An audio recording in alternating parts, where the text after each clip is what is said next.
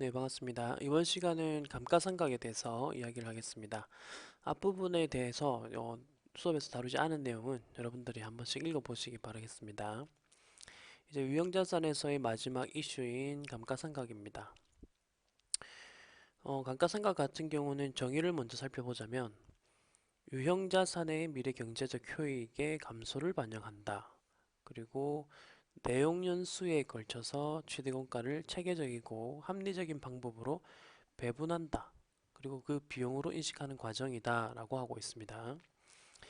그래서 감가상각은 크게 두 가지 관점으로 설명을 할 수가 있는데, 첫 번째 관점은 건물이 있다고 예를 들어 보면 시간이 지날수록 이 건물의 가치는 떨어지게 될 것입니다. 그렇기 때문에 그 가치 떨어지는 부분에 대해서 손실이라고도 볼 수 있는데, 그 부분을 감가상각 B라는 비용으로 인식하는 것을 우리는 감가상각이다 라고 말할 수 있고요. 두 번째 관점으로는 이제 여러분들이 회계를 배우기 때문에 이러한 관점으로 설명하는 것이 가장 좋은데, 우리가 처음에 건물을 100억을 주고 산다고 생각을 해볼게요. 건물이 있고 100억을 주고 건물을 삽니다. 그럼 보통 우리가 건물에 대해서 지급한 돈이 결국 이제 비용 처리가 되어야 되는 건데, 한 번에 당해년도에 한 번에 100억이라는 비용으로 잡아버리면, 그러면 그 손익계산서가 이쁘지 않게 무리가 가겠죠. 비용이 너무 많이 인식이 되니까 그만큼의 이익이 감소가 됩니다.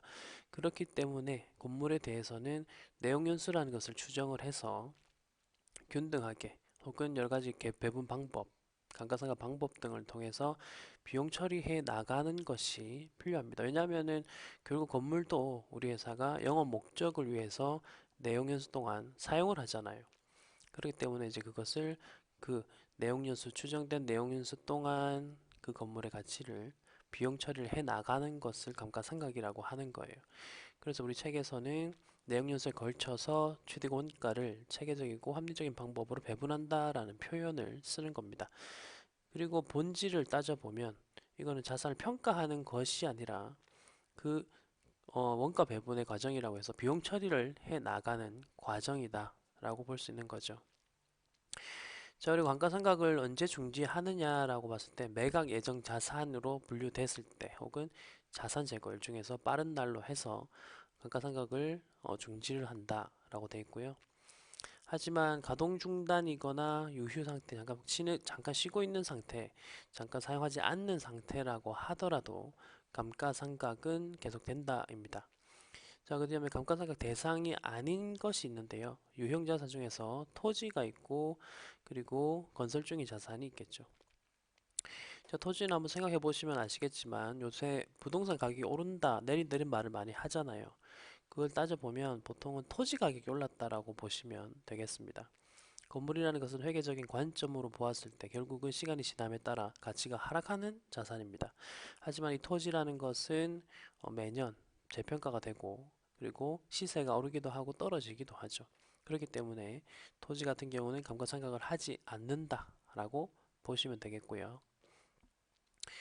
자, 감가상각의 구성 요소라고 해서 감가상각의 대상이 되는 금액과 내용연수 그리고 방법 이런 식으로 있고요. 우리가 또 건물을 딱 보았을 때 아셔야 되는 것이, 예를 들어 그림을 통해서 보자면 이 건물을 100억 원에 취득을 했다. 그럼 취득원가죠. 취득원가가 감가상각을 구성하는 요소라고 했고요. 그 다음에 예를 들어 3년으로 하겠습니다. 내용연수가 3년이다. 3년간 사용할 수 있다라고 하면 3년의 내용연수라는 게 있고요. 연수라는 게 있고 그리고 잔존 가치가 있습니다. 이 책에서는 감가상각 방법이라고 써놨지만 우리가 일반적으로 감가상각의 3요소, 세 가지의 요소라고 한다면 10억을 예로 들게요. 3년이 지났을 때 10억이 된다. 가치가. 예, 그런 식으로 해서 보통은 감가상각의 3요소라고 하면 취득원가, 내용연수, 잔존가치라고 볼 수 있습니다. 자, 그럼 감가상각 대상금액이 무엇이냐? 감가상각 대상금액이라는 용어가 나오는데 이 부분이죠. 취득원가에서 잔존가치를 제외한 나머지 부분을 우리는 이 부분을 감가상각을 해야 되기 때문에 이 부분을 감가상각 대상 금액이라는 표현을 씁니다. 처음에는 그림을 통해서 이렇게 기억하시는 게 좀 더 빠를 겁니다.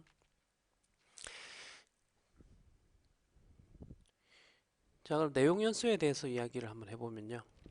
자산이 사용 가능할 것으로 기대되는 기간, 그리고 자산에서 얻을 것으로 기대되는 제품 생산량이나 활동 단위 돼 있는데, 결국 어쨌든 내용 연수라는 것은 추정을 합니다. 그래서 추정을 해서 이 아래쪽에 보시면 고려할 요소들이 있죠. 이런 요소들을 다 고려를 한 다음에 내용 연수를 추정하는 겁니다. 보통은 문제에서 내용 연수가 주어지기 때문에 이 내용들을 한번 읽어보시기 바라겠습니다. 자, 그리고 이제 감가상각 단위라는 것이 있는데요. 회계에서는 보통 유형자산들을 다 모아서 한꺼번에 감가상각을 하는 것이 아니라 하나의 유형자산 단위라고 되어 있죠. 뭐 이거는 건물은 건물이라는 카테고리로 따로 하고 비품 따로 하고 이런 식으로 계정 과목별로 따로 한다라고 보시면 되겠습니다. 자, 그런데 이 내용을 보시면 유형자산을 구성하는 부품의 원가가 유형자산의 전체 원가와 비교하여 유의적인 경우, 이거 예를 보시면 되죠. 항공기 동체와 엔진 요거를 별도로 구분해서 감가상각한다라고 되어 있는데, 이 내용은 여러분이 뭐 제주항공이나 뭐 대한항공 이런 재무제표를 나중에 한번 보시면은 동체와 엔진을 따로 감가상각하고 있을 겁니다. 요거는 한번 제가 재무제표를 한번 열어서 이 내용들을 한번 검토를 우리 같이 할 수 있도록 해보겠습니다. 자, 그럼 감가상각 방법에 대해서 우리가 알아야 되겠는데요. 뭐 여러 가지 체계적이고 합리적인 방법을 통해서 한다라고 되어 있는데, 우리는 그 방법별로 어떤 식으로 계산하는가만 한번 보도록 하겠습니다. 국제회계 기준에서 인정하는 감가상각 방법만을 한번 볼게요. 가장 대표적인 건 정액법입니다. 정액법. 그리고 정률법. 이 두 가지가 가장 대표적이고, 여러분들이 추가적으로 생산량 비례법, 연수합계법 등을 좀 보시고, 이중체감법 이것도 한번 보시고요. 그래서 요거는 문제에서 다 어떤 방법, 정액법을 쓴다 이런 식으로 정률법을 쓴다라고 한다면 그 문제를 풀 수 있으면 되는 겁니다. 자, 그래서 뭐 최선의 감가상각 방법은 무엇이냐인데, 자산에 따라 다릅니다. 이 자산은 뭐 정액법을 쓰는 게 좋아 한다면 정액법을 쓰는 게 맞고요. 예를 들면 건물 같은 경우는 보통 정액법을 많이 쓰고요. 그다음 뭐 생산량 비례법 같은 경우는 기계장치 있죠. 공장에서 사용하는 기계. 얼마나 생산했냐에 따라서 그 기계가 가동된 부분이 있기 때문에 많이 생산했을수록 감가상각이 많이 됐다라고 보는 것이 적합하기 때문에 생산량 비례법을 쓰는 것이고, 뭐 그리고 정률법으로 하는 방법도 있고. 자, 그 다음에 감가상각을 우리가 이제 방법을 정했으면 매 회계 기간에 같은 방법을 그냥 쓰셔야 됩니다. 왜냐하면은 기간 간의 비교 가능성을 좀 더 높이기 위해서죠. 오늘 이번 해에는 정액법을 했다가 다음 해에는 정률법을 했다, 이런 식으로 내 맘대로 하면 안 되고 그 자산에 맞게끔 하는 겁니다. 자, 그래서 기업에서도 회계 처리를 할 때 사실은 나중에 배우겠지만 정액법보다는 정률법이 첫 번째 해 감가상각비가 가장 높습니다. 그렇기 때문에 이제 그런 것들을 감안해서 감가상각 방법을 정하기도 합니다. 물론 이제 회계 기준에 따라서 해야 됩니다. 자, 그러면 여기서 이제 정액법부터 이야기를 한번 해볼 건데요. 균등상각법의 큰 카테고리로 보면 이제 균등한 상각법이라고 하고, 일정금액이라는 게 이게 정액이라는 단어와 맞겠죠. 자, 그래서 매기 일정 금액의 감가상각으로 비용을 인식한다인데, 요거는 금액 그림을 한번 그려서 다시 한번 설명을 하겠습니다. 건물 있고요. 아까와 같은 정보로 할게요. 100억. 그 다음 3년 내용연수. 그 다음 잔존가치 10억입니다. 자, 요거는 정액법에 따른다면 일단 감가상각 대상 부분 이 부분이랬죠. 잔존가치를 제외한 부분이랬고, 3년이기 때문에 딱 3등분을 합니다. 하나, 둘 이렇게 해서 딱 3등분을 하는 거죠. 자, 그럼 보시는 그림을 보시는 것처럼 일단 이 대상 금액이 90억이죠. 감가상각 대상 부분이 90억이고, 나누기 3을 하시면 매년 30억씩 상각이 되는 겁니다. 매년 동일한 금액이죠. 그래서 정액법 확정된 금액이다, 이런 식으로 이제 보시면 되겠습니다. 사실 뭐 여러 가지 이거는 어떤 가정에 의해서 되느며 그리고 뭐 그런 것들이 적혀 있는데 일단 식 하나만 보시면 돼요. 보통 감가상각식은 취득원가에서 지정원가에서 마이너스 하시고 잔존가치를 합니다. 그리고 나누고요. 내용연수로 나누는 거죠. 아래쪽에 그림이 있긴 한데 잘렸기 때문에 제가 씁니다. 이게 기본적인 식이고 이제 여기서 하나만 더 여러분들이 짚고 넘어갈 부분은 취득원가에서 잔존가치를 뺀 부분은 우리가 감가상각 대상금액이라고 합니다.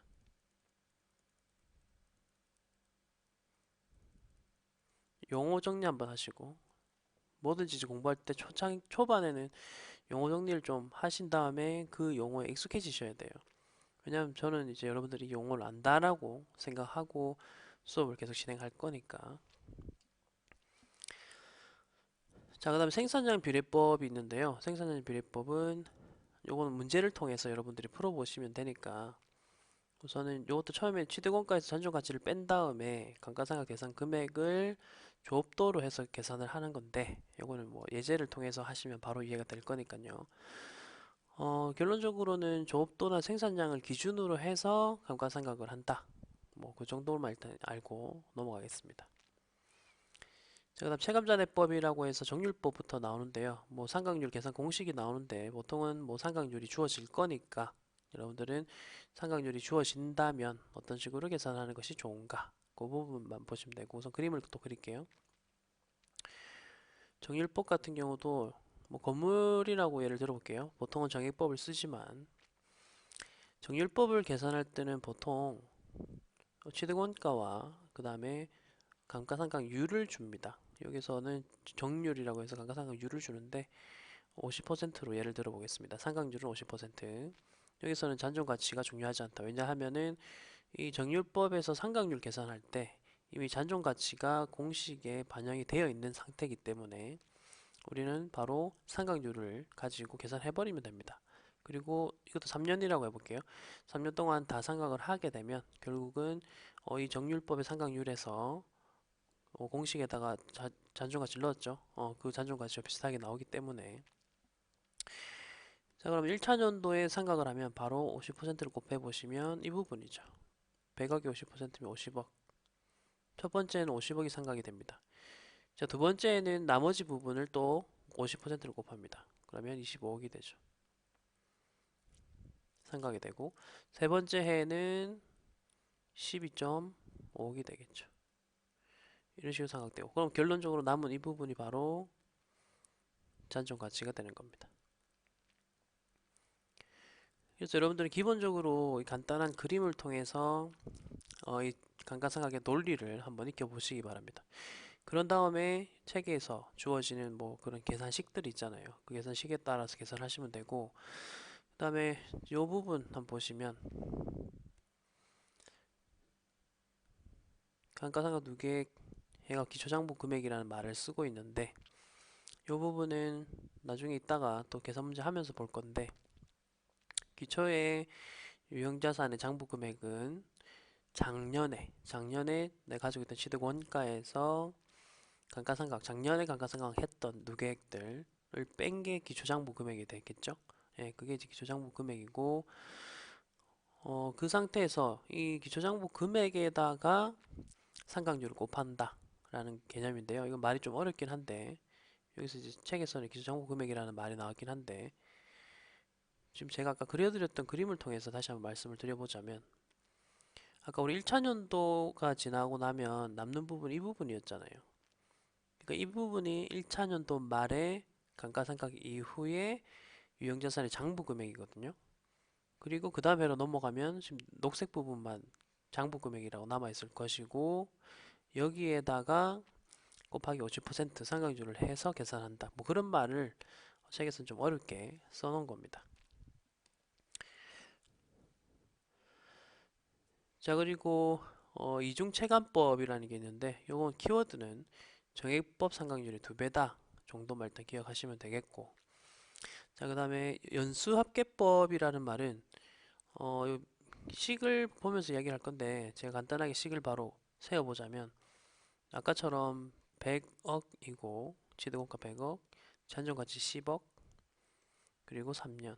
이거 간단하게 제가 식을 예시로 보여드리면 바로 이해가 될 거예요. 이렇게 해서 1차년도 계산식을 만들어 보자면 먼저 100억 빼기 10억을 하시고요. 그 다음 부분 중요합니다. 총 3년이죠. 그럼 분모를 1 더하기 2 더하기 3이라고 합니다. 그리고 첫 번째 해는 가장 큰 숫자인 3을 이렇게 분자로 넣으시고 계산하면 되고요. 그럼 2차년도의 경우에는 앞에 쪽은 똑같아요. 분모도 똑같습니다. 그리고 2가 됩니다. 2. 그럼 3차년도는 뭐가 되겠습니까? 그렇죠. 분자가 일단 분모는 6이고요. 분자는 1이 되겠죠.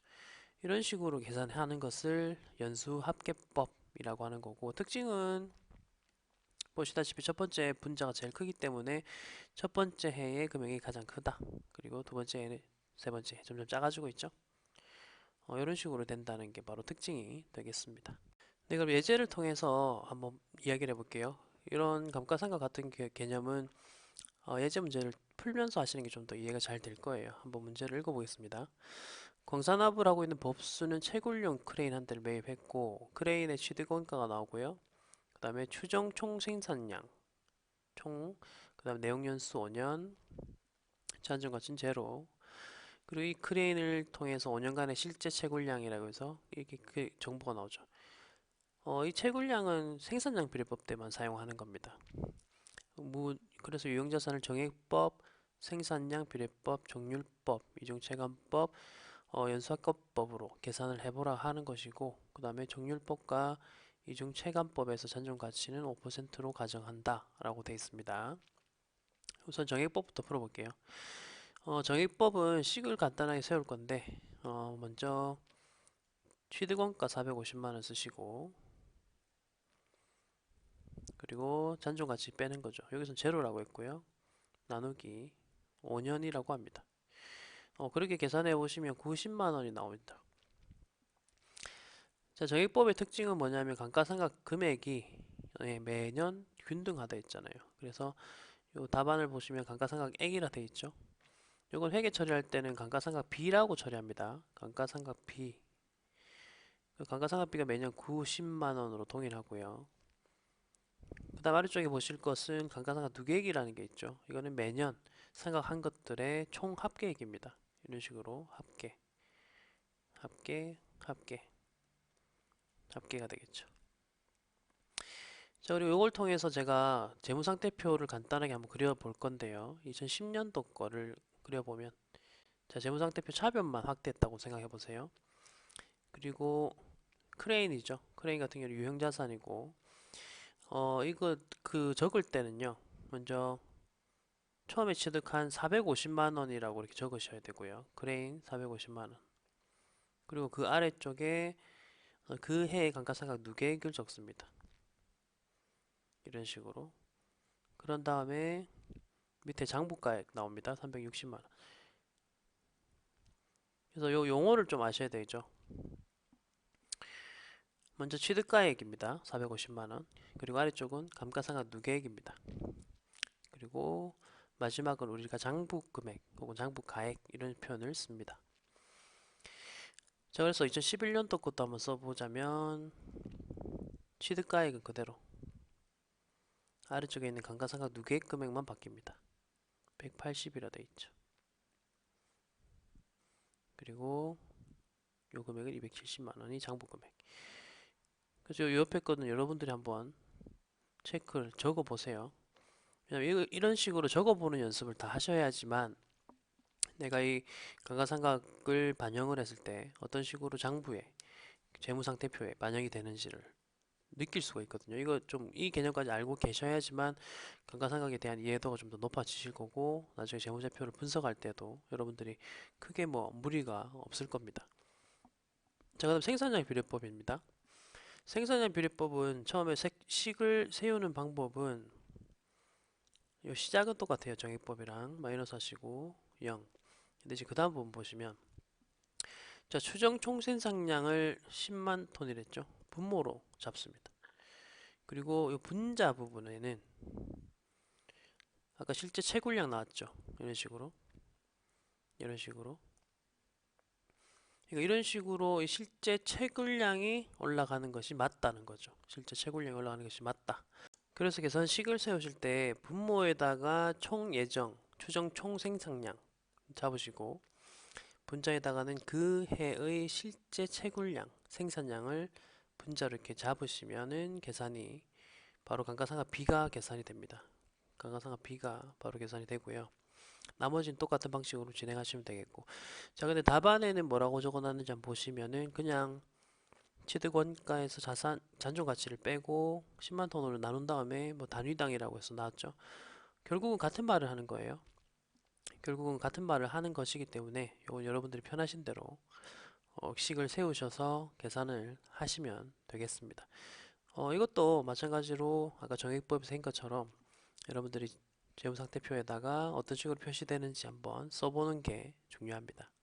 다음 정률법인데요. 정률법은 우선 여기에서는 정률을 안 주어줬지만 계산하면 0.451이 나온다고 되어 있거든요. 그래서 이걸 가지고 바로 계산을 하겠습니다.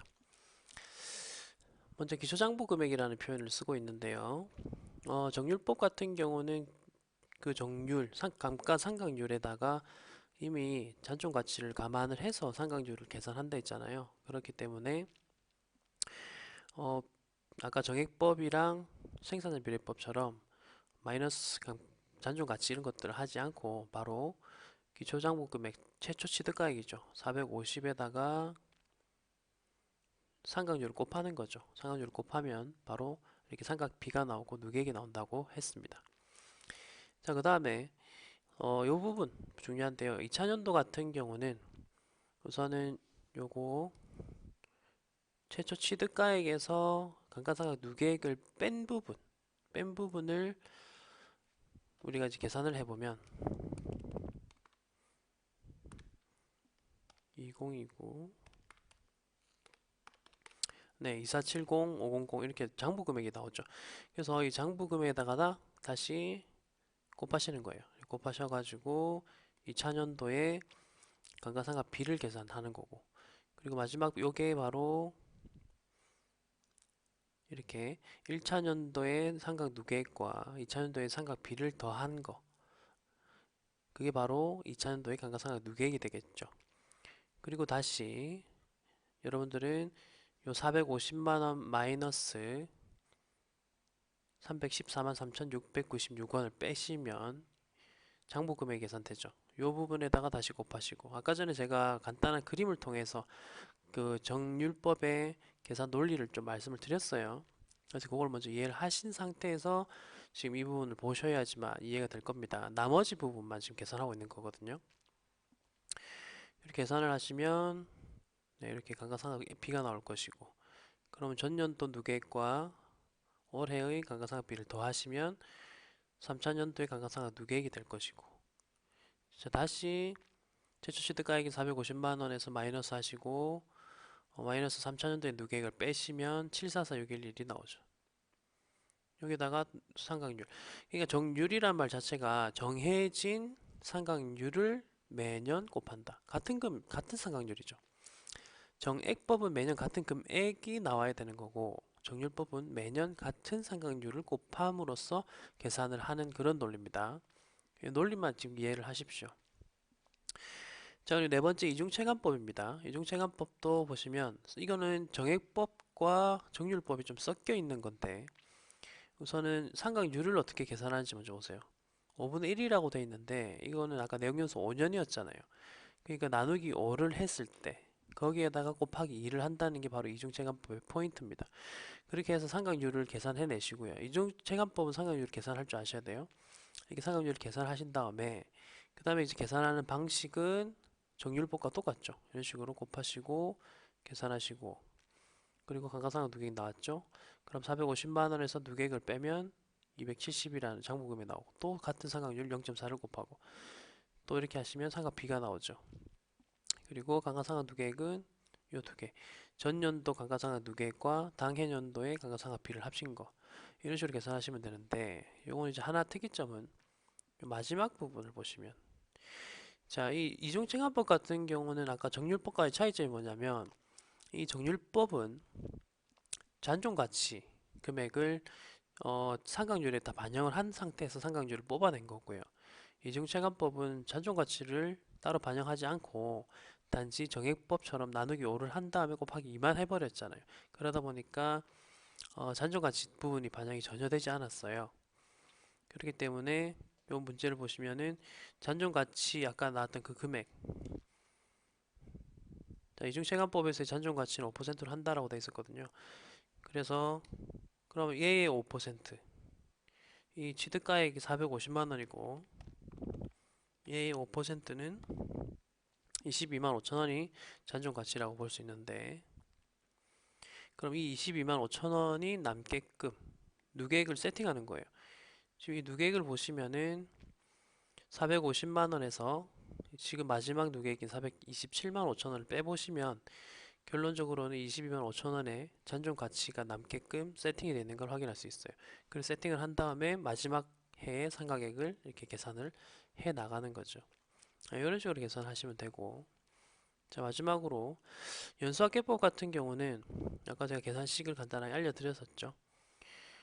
자, 연수학계법도 취득원가, 취득가액에서 혹은 취득원가 빼기 잔존가치, 앞부분이 이렇다는 거 잘 보셔야 돼요. 잔존가치 곱하기 연도의 합계액, 그리고 첫 번째 해에는 제일 큰 연도, 이런 식으로 해서 계산을 해 나가는 겁니다. 자, 그래서 상각률 보시면은 지금 총 5년이라 했잖아요. 그래서 1 더하기 2 더하기 3 더하기 4 더하기 5를 해보시면 총 15년이 되고, 첫 번째 해니까 5년을 곱하는 거죠. 그 다음에 지금 감가상각 대상 금액이 450만 원 되어 있는 거 보이세요? 아까 요거는 잔존가치 0입니다. 취득가격 450이었고. 그래서 문제를 좀 잘 읽어보셔야 되는 게, 잔존가치 있었던 것 같은데 싶지만 문제를 잘 읽어보시면 정률법과 이중체감법 할 때만 잔존가치를 5%로 가정한 거고, 나머지 계산 방법을 쓸 때는 잔존가치를 다 제로로 보겠다라고 했습니다. 네, 그렇기 때문에 잔존가치는 마이너스 0 이렇게 하면 결론적으로 감가상각 대상 금액은 450만 원이다 라는 표현을 쓸 수가 있고, 그 다음에 계산 방식은 5, 4, 분자 보세요. 3, 2, 1 이런 식으로 가는 거죠. 그리고 계산하시면 되고요. 네, 이런 식으로 해서 감가상각에 대한 대략적인 내용을 이해할 수가 있고요. 이 문제는 좀 중요한 문제니까 여러분들이 한번 이해가 되실 때까지 한번 연습을 해보세요. 따로 답안을 보지 않고 여러분 스스로 표를 하나 만들어 가지고 다 쓸 수 있을 정도가 된다면 요거에 대한 이해는 뭐 한방에 정리가 될 것입니다.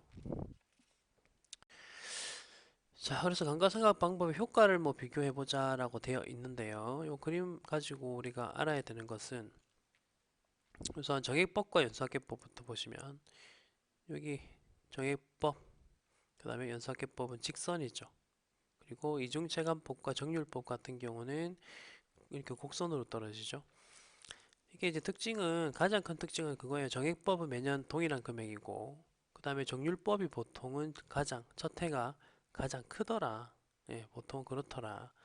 그 부분만 아시면 되고, 장부금액 같은 경우는 이제 감가상각 누계액에 따라서 뭐 달라지는 부분이기 때문에 정액법은 직선으로 가고, 네, 보통은 이렇게 장부금액이 가장 크게 표시된다는 특징이 있다라는 거고, 정률법은 아무래도 첫 해에 가장 높은 감가상각비가 발생하다 보니까 요거는 장부금액이 보통은 가장 낮게 표시되더라.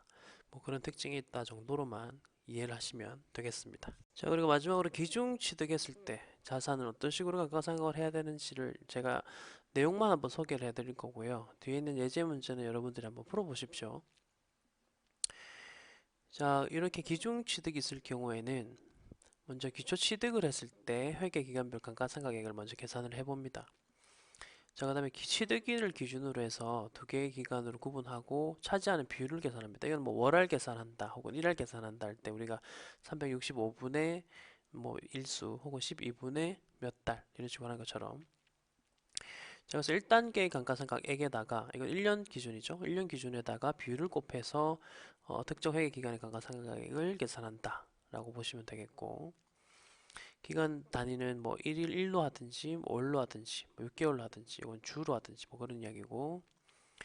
자, 정액법 같은 경우는 보통 매년 감가상각비가 동일하죠. 그러다 보니까 첫 해와 마지막 해만 이런 식으로 비율을 계산하시면 되고, 그 다음 해 같은 경우는 그냥 매년 감가상각해야 될 금액으로 감가상각을 하면 되겠고, 생산의 비례법은 결론적으로 생산량에 의해 결정되니까 기간 구분할 필요는 없다. 의미가 없다.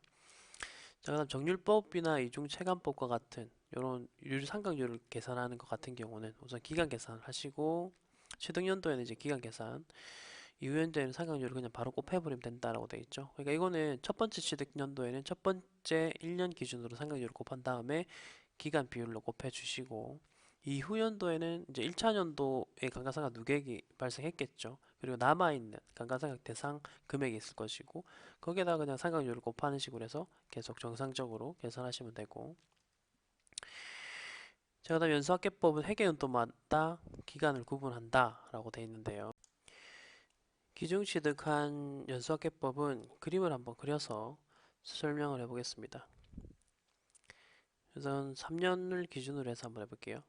보통 우리가 3년이라고 하면 식을 이렇게 세웠죠. 취득원가 마이너스 잔존 같이 하시고 곱하기 1차 연도는 1 더하기 2 더하기 3 한 다음에 처음에 3이었고 두 번째 해는 2, 세 번째 해는 1 이런 식으로 가잖아요. 자, 그래서 첫 번째 해는 여기죠. 여기가 이제 6분의 3, 두 번째 해가 6분의 2, 세 번째가 6분의 1이 되는 겁니다. 자, 근데 기중취득했다라고 돼 이런 경우에는 요 그림을 틀을 자, 중간에 7월 1일 날 취득했다고 볼게요. 틀을 완전 이런 식으로 넘겨야 됩니다. 이때 시작 지점부터 연도별 계산이 돼야 되잖아요. 그러다 보니까 이제 어떤 현상이 발생하냐면 첫 번째 해 같은 경우는 취득원가 빼기 잔존가치 곱하기 6분의 3 하고 6개월 치잖아요. 그러니까 12분의 6이니까 결국 2분의 1이 되겠죠. 자, 근데 이제 두 번째 해를 잘 보시면 두 번째 해는 뭐뭐가 걸쳐져 있냐면 6분의 3과 6분의 2가 걸쳐져 있죠. 이렇게 이런 식으로 걸쳐져 있습니다. 그러다 보니까 계산하는 식이 조금 달라진다는 거죠. 취득원가 마이너스 잔존 가치에다가 곱하기 6분의 3 곱하기 2분의 1 한 거랑 더하기 또 취득원가 마이너스 잔존 가치에다가 곱하기 6분의 2 곱하기 2분의 1 이런 식으로 해서 계산을 해야 됩니다. 이해되시나요? 그러니까 중간에 걸쳐졌기 때문에 계산 방식이 조금 뭐 달라진다는 건데, 요 내용까지 감안하셔서 여러분이 요 유형자산의 감가상각 부분 기중취득한 거 예제 문제를 한번 풀어보시기 바랍니다.